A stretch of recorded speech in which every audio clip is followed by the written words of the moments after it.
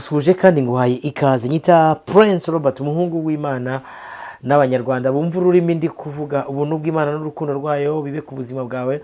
Ndagukunda yaba uri hano mu Rwanda cyangwa se no hanze yarwo, aho uherereye hose. Kwera ko Imana no gukiranuka kwayo bikuganzeho. Imana ikurindire umubiri, ikurindire ubugingo, ikurindire n'umwuka uhumeka, ntibikazeho umugayo ndetse n'ubutunzi yaguhaye kugeza igihe Umwami Yesu Kristo azaza gutwara itorero rye, ugahabwa ingororano z'abizera. Ni iki twashyiriweho hano kuri izi mbuga nkoranyambaga kugira ngo dukomeze twungurane ubwenge bw'Imana.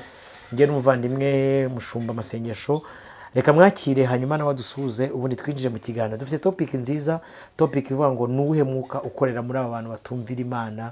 Ese wawumenya gute? Ndakwakiriye.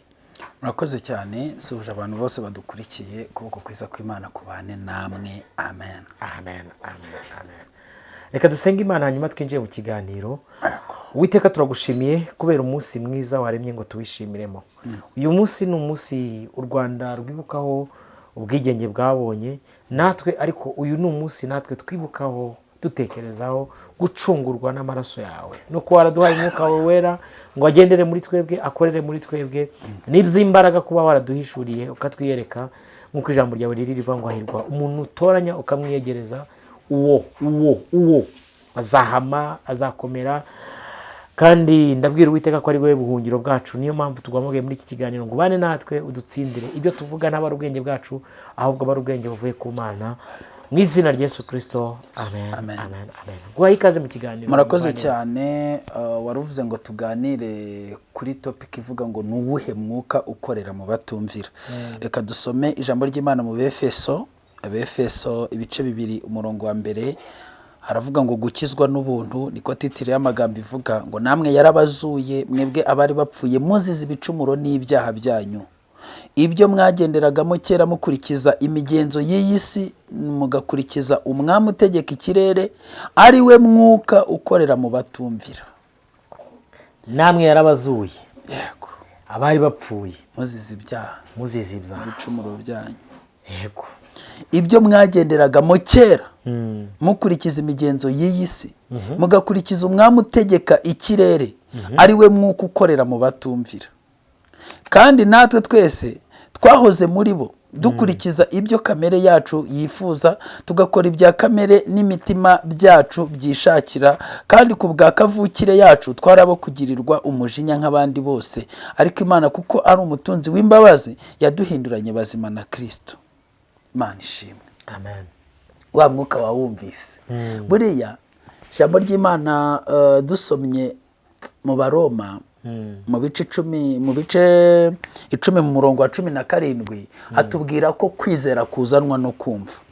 Umwuka ukorera mu bantu rero bumva ariko ntibumvire. Bibiliya tubwiye ngo ni umwuka wa Satani ndetse ni n'umwuka w'abapfuye. Kuko abanyarwanda bigeze bavuga ngo baravuga ngo kumubwira ngo ni nko gucurangira abahetsi, ngo ni nko kuvuza induru mu matwi y'intumbi, ngo ntabwo ashobora kumva. Ese ubundi umuntu ufite sense nzima niki gishobora gutuma yumva ntiyumvire? Ntabwo ujya wumva bavuga ngo igikenya ntabwo cyumva ihoni. Hari amahoni menshi avuga, ariko nyine iyo umuntu ari igikenya bati wapi bana abayumva n'imodoka itamushobora. Urabona Nowa, Imana yigeze kumubwira ati genda uvuze amahoni. Araza aravuza, Imana iramubwira ati ndabona iby'amahoni batari kubyumva, baza n'inkuge.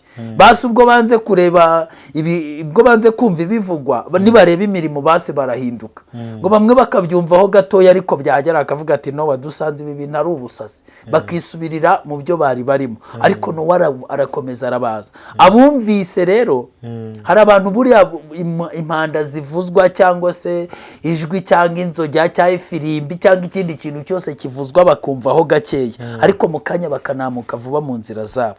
Ntuzarebe umuntu utari kumvira ngo utekereze ko hari undi mwuka, ngo ni umwuka utegeka utwarwa n'umwami w'ikirere. Umwami w'ikirere ntibagire ngo ni Kristo, ni Satani. Twababwiye ko hariho amajuru 3, hariho iri ry'isanzure tubona, hakabona iryo juru rya kabiri ari cyo kirere bari kuvuga, hakaba n'ijuru rya gatatu aho mwita ikuzimu. Ijuru rya kabiri ariho mwita ikuzimu. Noneho rero hakabaho n'ijuru rya gatatu. ari ryo juru ry'Imana. Ariko muri iyi minsi nzababwira n'ijuru rya kane ritari ryabaho, wenda rizaza ikindi gihe. Noneho rero bana b'Imana, ntabwo umwuka wo kuba tuza hano tukavuga ubutumwa ugasanga uri kuvuga umuntu akavuga ati Robert nubwo ibyo avuze abisomye muri Bibiliya, masengesho akaba ari kubwiza Bibiliya, ariko ni umutware w'abadayimoni, afite ishyari. Aho kugira ngo mbyumvire nabyanze kanikatire kwa mami niwo nubwo ambwirize ibyo ntanasobanukiwe neza, ariko nabura utuntu hari ukuntu abanza kudukora, hari utuntu aba yamubitse, nabura nkumva umutima uko wanjye ukorana n'ihubi, nkumva hari ukuntu umeze, nubwo mvayo nyine nahungeswa, ariko ntari ibi niho nkunda kujya. Umwuka w'abatumvira, ngo w'abatumvira iki? Ubutumwa bwiza. Bakumvira iki? Ubutumwa bw'imivumo. Umwuka w'abatumvira, jambo wasomye ubutumwa bwiza ku murongo wa 17 rirakomeye. Rino unyuzeho ukahita wigendera. Yego. Ryo mu Baroma 10:17. Avuga ngo dore kwizera guheshwa no kumva. Yego. Kandi no kumva kuzanwa n'ijambo rya Kristo. Ntago nyine urumva umutware utegeka iki kirere, iyo yaguhumye amaso akakuziba amatwi, ntabwo wagira kwizera. Kandi uko kwizera kuzanwa no kumva. Mu yandi magambo, byoroheye umuntu, nta nubwo nshaka ko tuza gutinda muri iki kiganiro, ni ibintu biza kwisobanura. Nimba dushobora kuvuga ijambo rya Kristo ukumva ntago uri kuryumva, ntuze kwiyitirira icyo bita kwizera, kuko nta nuko ugira. Kandi nta nubwo wagira kwizera kuko nako kuzanwa n'ijambo rya Kristo. Mu yandi magambo, nta n'ijambo rya Kristo rikubamo, kuko iyo aba rikubamo tukaba tunavuze ubutahuye, biba byaraguhesheje kwizera. Biba byaraguhesheje kwizera. Reka tunabishimangire neza. Bibiliya yo yakoze definition yo kwizera. Yavuze ngo kwizera ni ukumenya ibyiringirwa udashidikanya ko bitazaba, kandi ni nako kutumenyesha yuko ibi bigaragara byaremwe mu bitagaragara. Icyatumye abakera bahamwa neza nuko bari bagufite. Niyo mpamvu nakubwiye ngo umuntu utumvira aba afite umwuka w'abapfuye, kuko iyo agira umwuka w'abariho ababasha kumva. Kuko abatumvira nyine, abatumvira ni abarangiye nyine, ntabwo wakumva ibintu ureke no kubyumvira. Ari ryabanjije wasonye ngo natwe twari abapfu. Yego. Ariko aratuzura. Haleluya. Atuzurana na Kristo. Hari abantu kugira ngo duhabwe ubugingo buhoraho. Yego. Nyine urumva abantu bose ubundi aho tuvukira ni mu rupfu, muri iyi kategori y'abapfuye, kuko twapfuye mu buryo bw'umwuka, kandi ubwo akaba ari abapfu bagenda, ntibumva, ntibakora. Natwe twakurikizaga ngo ibya kamere y'imitima yacu twishakiye, umutima ukakubwira uti uyu munsi ni hehera, ni hehe muri night club, ukaba wateze wagiye. Uyu munsi ni hehe, ubwo twari konji ku Gisenyi mu mazi, ubwo twagiye. Ni gukurikiza ibyo kamere yibwira. Kamere ikakubwira iti ariko uyu munsi kiriya cyana cy'igikobwa buriya ko niba gifite amannyo manini nta wagihamagara, kagira ukuntu twigenza, ukabufashe telefone uragihamagaye. Nta wundi mutima wumvira, nyine we wumvira ibyo kamere y'umutima wawe. Kamere niyo igutwara. Kandi iyo mirimo ni iy'ubupfu, kuko iyo usoze kumuhamagara musoje za gahunda. Yego. Sha benshi naganiriye bicuza. Ibintu by'ububwana rindimo. Umumotari umwe yarambwira ati mwana, yarantwaye. Arambwira ati mwana, ati hari umugore ugiye kunsenyera. Ese bimeze gute? Ati mwana ni akagore gafite umugabo nyine uba uri mu kazi cyane utajya uboneka. Ati none ukankunda kubi. Ati kandi urebye ukuntu ari kabi. Ati ni kabi, gafite amaguru mabi, ariko kukareka karananiye.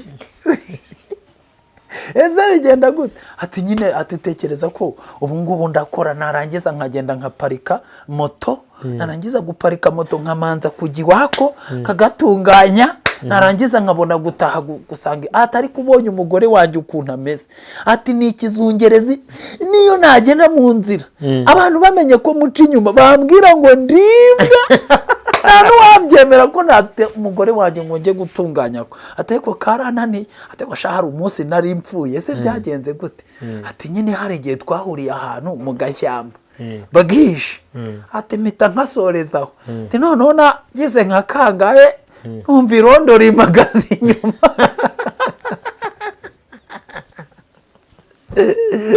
hari ibintu byabaye, ati nyine irondo ryahise rimagaye inyuma, atabaciye harirukanka yambaye ubusa, nanjye ngiye kwiruka baba baramfashe, ati uwo munsi ayo nari nakoye yose narayahasize n'agatelefone kanjye baragatwara.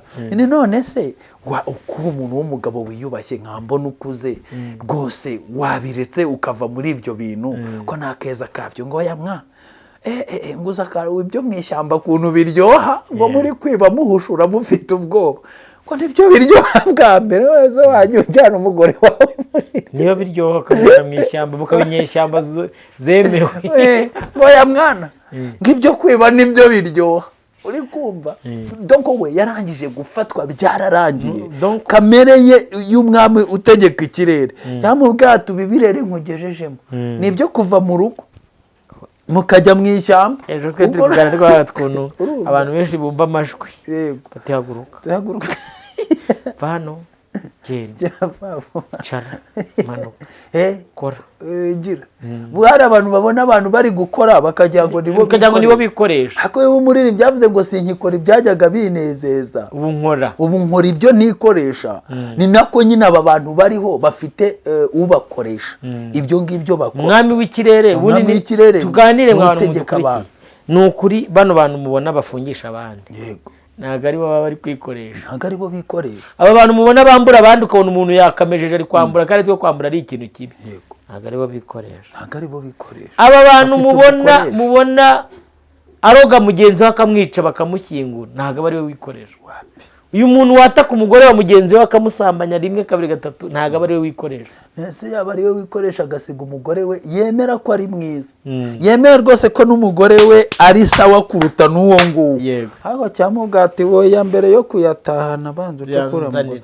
None uwo mugore we nta nubwo amusaba amafaranga, hambwati se sho umuntu utansaba amafaranga yanjye ahubwo nshobora kuba nakubizwa kayampa, urumva namureka cyo bita umwuka ukora mu batizera. Iyo umwuka ukora mu batizera aramanza agacaho. Mu yandi magambo we naramuganirije numva yabaye koronike, ndamubwira ni se wakwakire Yesu Kristo ko ari we wakuruhura iyo miruho wikoreye. Arambwira ati mwana, ati njya mbigerageza ariko byarananiye, ati hari igihe na discipline nkarekeraho kunywa inzoga ariko bikanga nkajya gushiduka n'ubundi nongeye nazinyweye, ati byarananiye. Ni ukuvuga we ari muri ubwo butware. Niyo mpamvu buriya bintu twari dukomojeho ko abantu bose nawe udukurikiye buriya ibyo ukora ntabwo ari wowe ubyikoresha.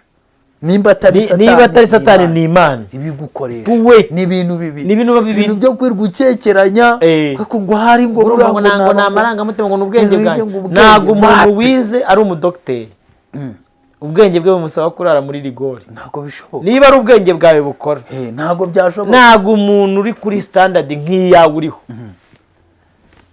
ntabwo ubwenge bwawe bwagusaba uri kumva kujya kuryama mu buriri bwa mugenzi wawe. Ubwenge bwawe urumva bwakubwatuye umugore n'ubwo aje kubyara kugira ngo umubyaze itegereze gahunda y'uhita bifagiranya byose. Ku muntu wize ko kubwenge ari ubwenge bwawe, umuntu uriho ufite ubwenge, urumva ubwenge bwawe uva mu rugo ugiye mu kazi bukakuyobereza muri loji, urumva ari ubwenge bwawe bukuyobereza. Ukaraba wakarabye ugiye ku kazi, wakarabye ugiye ku kazi, ukambara ugiye ku kazi, ugatega ugiye ukajya kuri station ugashyiramo essence yo kujya ku kazi, wajya mu nzi katujye muri loji ukajya kumva telefone irasonye dudu, aro sheri bimeze gute, ati dure muri loji. Urumva ari uwo mwuka ari wo ubyikoresha, wo guhurira n'umuntu muri bisi ari ubwa mbere mubonanye bikarangira muryamanye, mufuriye ku cyapa mutari no kuviramo kabanza kubipanga mukajya kuryamana.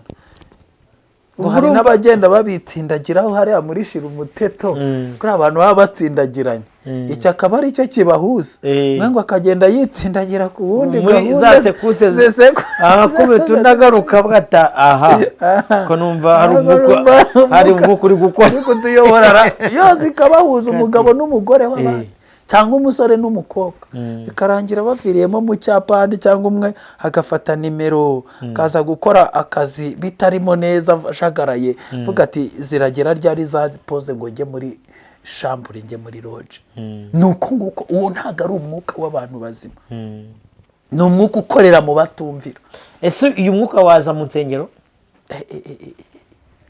aho ngaho iyo uhageze habona siyeje icyicaro ukicara ahubwo none ukabona n'abakiriya benshi aho ngaho abakiriya baraniza gute dusobanurire ijambo ry'Imana ryumve neza riravuga ngo ni umwuka ukorera mu batumvira ubutumwa bwiza kuko iyaba nose abantu bajya mu nsengero ntibyitwa ko bateranijwe no kumva ubutumwa bwiza iyaba bumvira ubwo butumwa bwiza rero abaroga baba bava hehe ko mu nsengero mbona ngo abantu bahumaniye abandi mu ofisi mu ma ofisi hari umudiyakoni wambwiye ni umudiyakoni w'ishiti yanjye ari muri uyu mujyi wa Kigali arambwira ati masengesho ngiye ibintu byancanze ni perezida ya korali ndamubwira se byagucanze gute arambwira ati nyine umushumba wacu arabasambanya ati korali yanjye amaze kuyimara yarayisambanye ese bigenda gute ati nyine urabona uriya munsi wa biro abagore bose bagiyeyo urabona ko akundi abagore bagiye gushaka ubuyobozi muzaze ku munsi kubabwira ngo baze kwa gatatu no kwa kane umunsi wa biro dukemura ibibazo bigiye bitandukanye. Ese uzi ku munsi wa kane no kwihuza n'imyuka harimo basambanye batandukanye kwikonegita none se ari ubwo abantu nyine batumvira bazi biri kujya mbere baba barikuyemo babwirwa n'iki bijya mbere none harambwira ati rero ati runaka yagiye barasambanye runaka yagiye ati runaka we yarasomanye bivuze induru ati twageze no ku rwego tumurega kuko buriya abashumba basinya na kontara kavuga ati nimba ari imyaka 5 ntiwemerewe kumunyeganyeza n'umunyeganyeza nyine bizagukoraho uzamuriha menshi noneho rero ndamwese kuki mutamureza ati twaramureze bigera no hejuru barabiburana baratubwira ati ubwo nta kundi twabigenza nimutegereze kontara ye nirangira tuzahamukura atariko yarabamaze iyo ngiye kusengesha korali nta bindi baba bari kwatura umushumba ngeze nago abantu bose baramuha umushumba nago ari umugore ahubwo abo yamaze nabarozi muri abakome ibyo bintu mumushyira byo kumucumuza ni ukuri muramuhemukira ubu ngubu mutagiyeyo ntabwo ikibazo ari mushumba ikibazo ni umwuka ukorera mu batumvira kujana mu rugo shusha itabona kandi ukazana ikibazo ngo agiye kurega ngo ni umugabo we ngo wagiye mu gitondo atamutunganyije ajyaho pasiteri akaba ari umutunganya akamutunganyiriza akoze n'ugusi gukemura ikibazo ngo yaturiye kandi yaraje mu bibazo neza ko ari mu bibazo nawe akaba yabikemuye 1 2 3 yatuye padiri ati nongeye nasambanye yeza mbabarira atakusha mwebwe mu bakura kuraye ko twe twababuze kuko kuyu mwanya uronge nejo warongerejo naronge mwe mu bakura rero hari icyo bita guhungira ubwayi mu kigunda bene data umwuka ukorera mu batumvira ni umwuka utuma wicara mu rusengero aho mwita mu rusengero imyaka 2 3 4 5 igashira utaramenya gutandukanya isezerano rya kera n'isezerano rishya ni umwuka ukorera mu batumvira umwuka ukorera mu batumvira utuma umuntu yitwa ko ahindutse umuhanuzi kandi agahinduka umuhanuzi atarihana agahinduka umuhanuzi witwa ko hanura ibivuye ku Mana atazi n'ijambo ry'Imana ritanagwiriye muri nta n'ibyiringiro ku buryo muganira akaba atuzi ko nkeneye kwihana ati nkeneye kwihana ndapfuye birashize ibintu byaranze birarangiye ngiye nagiye ahantu ku mudamu ubu yarishingiye sibyo yari we muhanuzi wa mbere wawe usoma n'amandiko n'iki byose kabisa rero ko natitera numva umwuka we atari kumuganiriza dusoje ndavuga ni ngwino hano araza icara hano mu modoka ndicara ndamubaza ndagira ngo umbwire ibyiringiro byawe n'ibi wizera ute uri kumva mbona uri umuhanuzi pe kandi ibyo uvuga ejo bundi ibintu wavuze rwose nabonye bisohora wizera ute Masenge yarambwiye numva agahinda karanyishe. None se uhanura ibivaye? ni mu kirere aho umwami wacu aba ntaho ngaho biba biva. Erega imyuka, umwuka ni umwuka, twongere dutekereze umwuka nyine. Nimba atari umwuka w'Imana ni umwuka wa Satani. Kandi umwuka nyine bantu bamenye ko umwuka atari umubiri. Umubiri ntushobora kumenya byose ariko umwuka umenya byose. Umwuka w'Imana umenya ibyo mu bumana nyine muri gahunda y'Imana. N'umwuka wa Satani umenya iby'iyi si ukamenya n'ibyo muri gahunda za Satani. Umwuka w'Imana umenya byose kuko ijambo ry'Imana ritubwira ko umuntu ufite umwuka w'Imana arondora byose. Ariko umuntu w'umubiri gusa we ntashobora kurondora iby'Imana. So ariko arondora iby'isi. Ufite uwo mwuka abasha kurondora iby'isi. Nusanga iby'uwo muntu yahanuye byarasohoye, uzasanga umuntu ukoreshwa n'umwuka ukorera mu batumvira. Ahanura ibintu by'ubu buzima bikaba. Kuko nyine umwuka w'abatumvira ni uw'ikirere, uri hejuru y'ibiriho hano mu isi, ariko nturi hejuru y'umwuka w'Imana.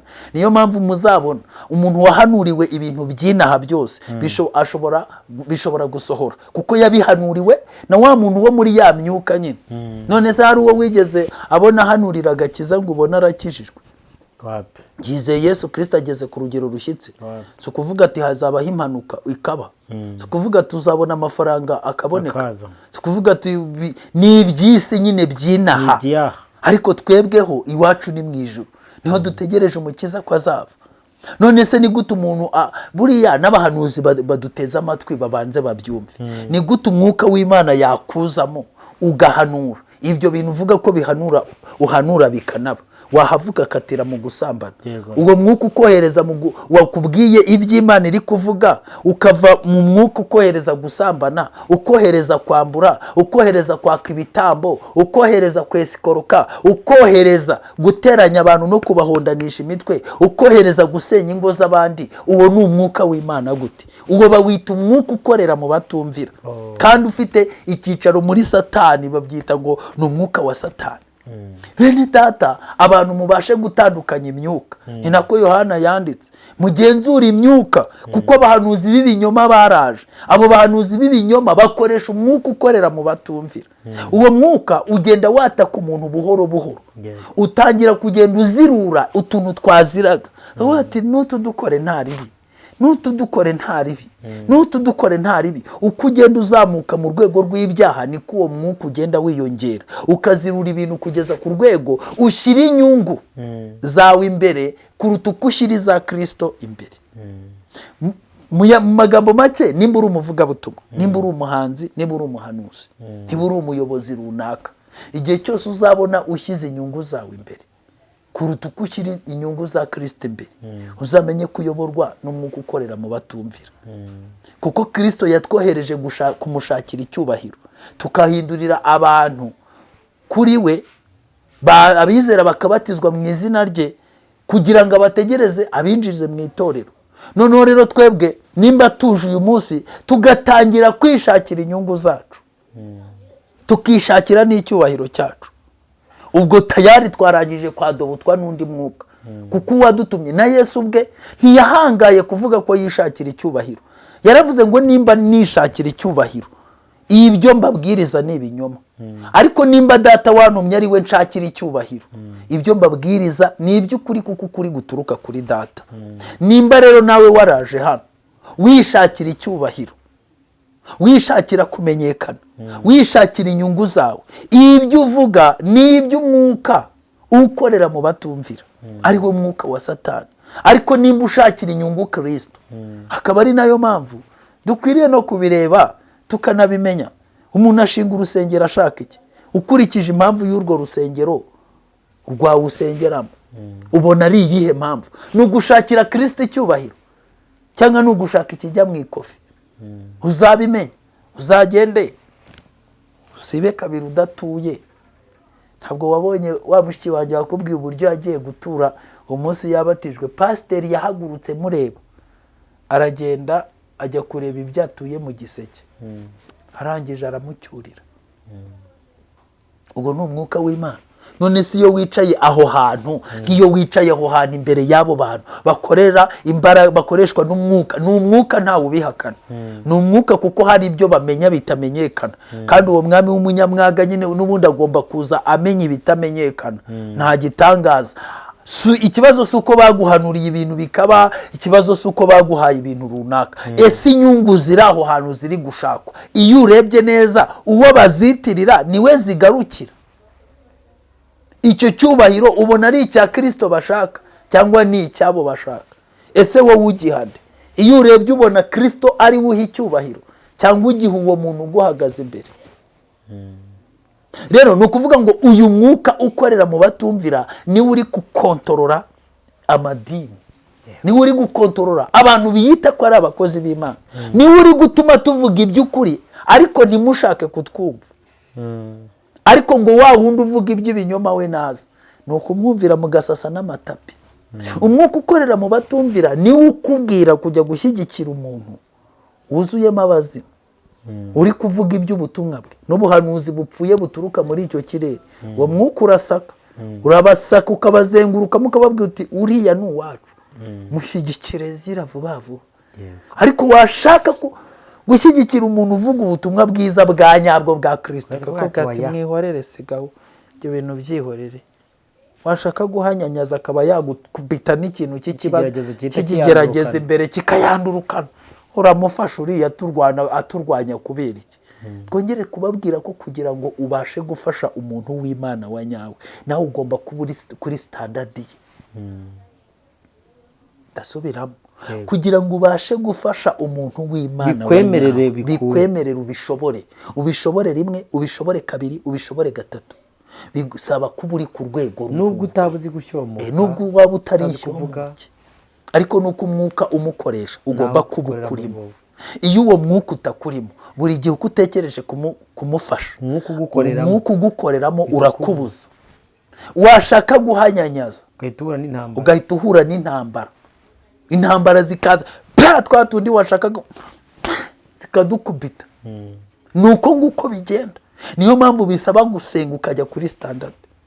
Noneho ibyago se byo gufasha wa wundi we ukorerwamo n'umwuka ugukoreramo nizihe?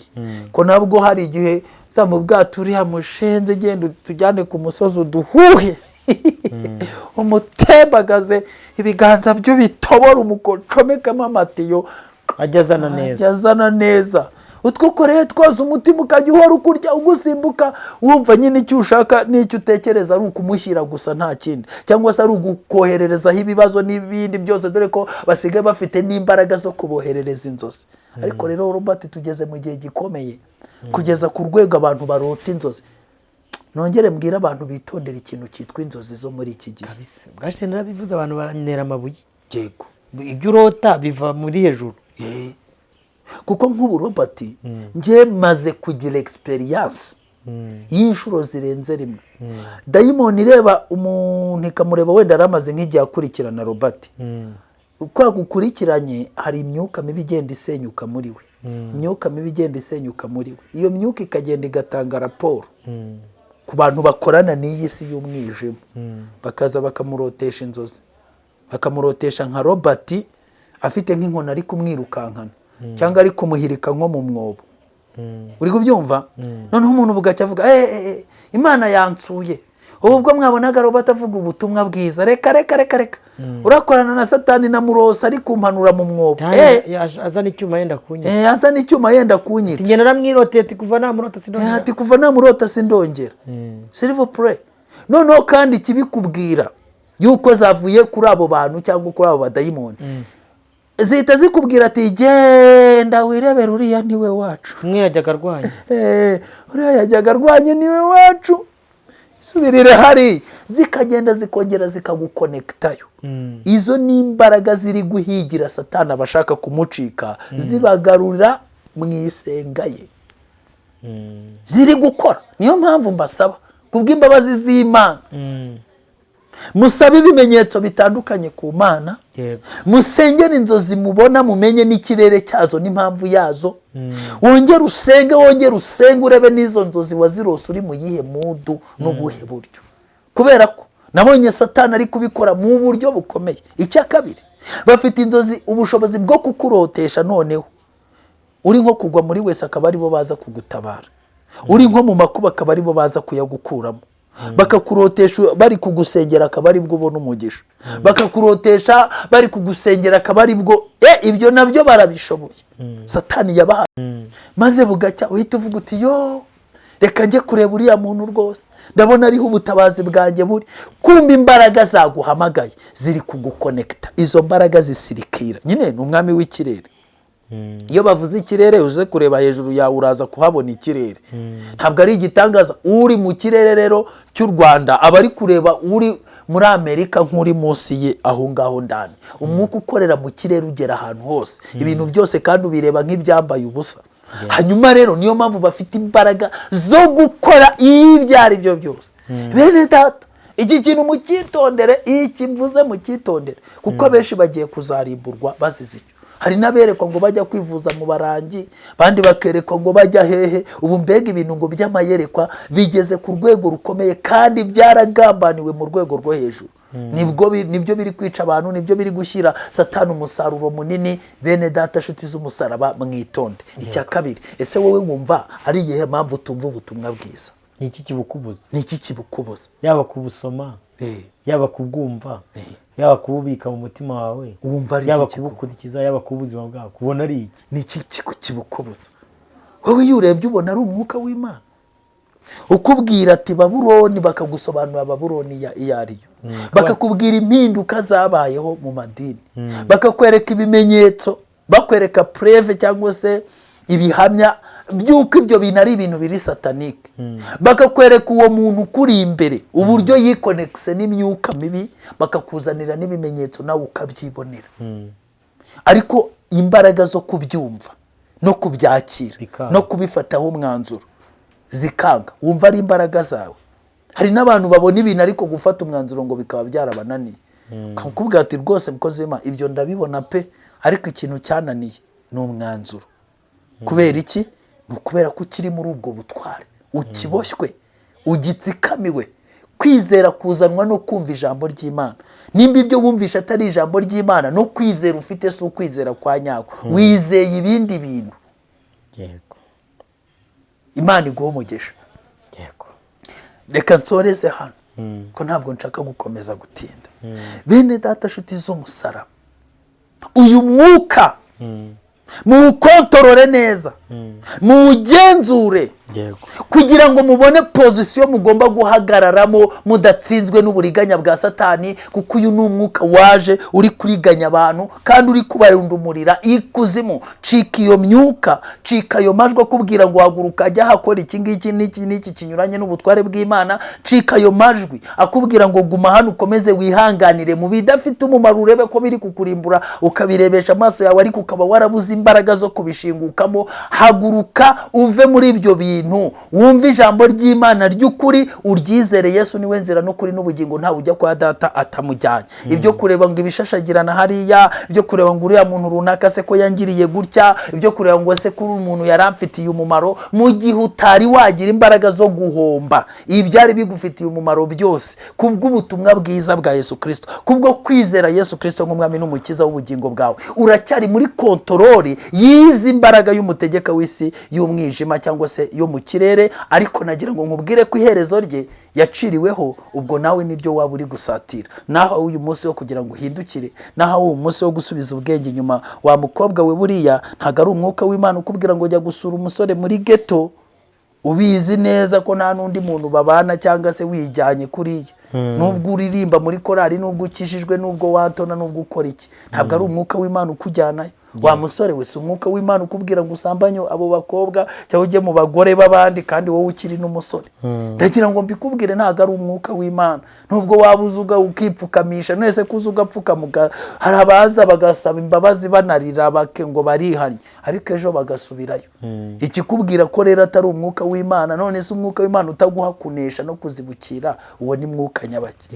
Imana ibahe umugisha, barinde. Nizere ko mukomeza kumva ijambo ry'Imana mukumvira, kandi nimwumvira muzarya ibyiza byo mu gihugu, ariko nimwanga mukagoma inkota y'Uwiteka izabarya. Ndabashimiye mwe mwese mwabanye natwe muri iki kiganiro. Ubuntu bw'Imana n'urukundo rwayo bikomeze kubana namwe. Reka duhure mu biganiro by'ubutaha. Shalom shalom, nawe ubutaha.